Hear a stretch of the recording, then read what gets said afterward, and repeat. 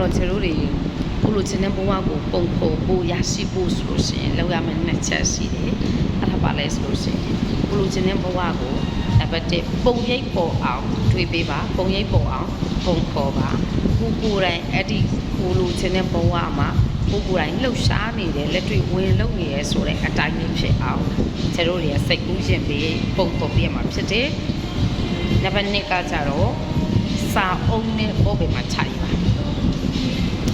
ကိုကအခုဟိုမှာလူတယောက်ရဲ့ချစ်ချင်းကိုခံချင်သလားအဲ့ဒီလူတယောက်ကိုကိုကရရှိပိုင်ဆိုင်ချင်သလားနော်ဒါမှမဟုတ်ရင်ကိုသားသမီးကိုဘယ်လိုចောင်းမှထားချင်လဲကိုကကိုသားသမီးကိုចောင်းကောင်းမှထားဘယ်လိုကားနဲ့ပို့ချင်လဲဘယ်လိုတိုက်ခန်းလေးနဲ့နေချင်လဲဘယ်လိုကော်ဖီဘားမှထိုင်ချင်လဲဘယ်လိုဆိုင်ကြီးတွေဖွင့်ချင်လဲဘယ်လို relationship ကိုလို့ဆိုဘယ်လိုမိသားစုပိုင်ဆိုင်ချင်လဲချစ်ချင်တဲ့အရာမှန်သမျှစောင်းနဲ့ပေါ်မှာခြိုက်အဲ့ဒါကို channelist လုပ်တယ်လို့ခေါ်တယ်နော်စောင်းနဲ့ပေါ်မှာခြိုက်အဲ့ဒီနှစ်နည်းနဲ့တင်းရဲ့ဘဝတွေကိုတင်းလူချင်တာတွေရရှိဖို့အတွက်အဲ့ဒီနှစ်နည်းနဲ့ attraction ဆွဲငင်ယူပါလို့ချက်ပြောပြရစေဘာလို့ချယ်လို့ဒီလိုမျိုးပြောလဲချယ်လေးတစ်ချိန်တော့ဒီလိုပြောရုံနဲ့ဒီလိုရတာလားလို့တွေးခဲ့တယ်ဒီလိုပြောရုံနဲ့ဒီလိုတကယ်ရပါတယ်အဲ့တော့တခါတလေမှာချစ်ချစ်မြတ်တာကိုလိုချင်တယ်ဆိုဒီလူစီရမရမှာကိုကလိုချင်တယ်ဆိုရှင်အန်တီလူစီရမရမှာအန်တီလူထပ်ပို့ပြီးချစ်နိုင်တဲ့သူစီရချစ်ချစ်မြတ်တာရတယ်ဆိုလို့ရှင်လေတန်တယ်လေ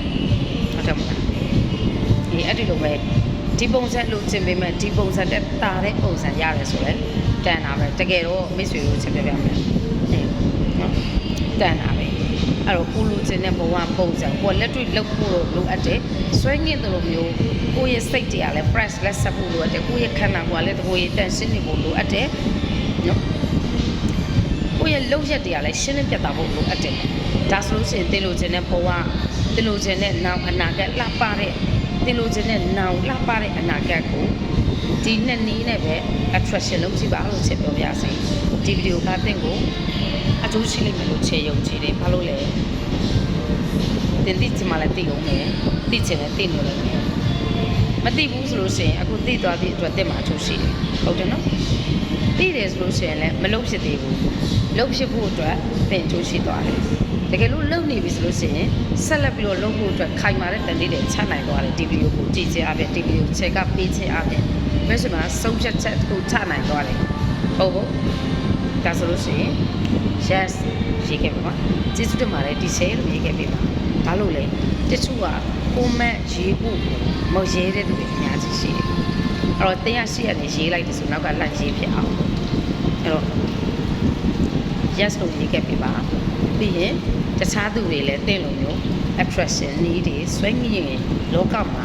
ဆွဲငင်ယူတဲ့ need တွေကိုတခြားသူတွေသိစေဖို့အတွက်ညံ့လေးရှင်းတော့ပါချက်ပြောချင်ပါတယ်အသေးလေးလေးပြီးခဲ့ပါပြောပြစေကျေးဇူးတင်ပါတယ်ကိုရှင်ပါ bye bye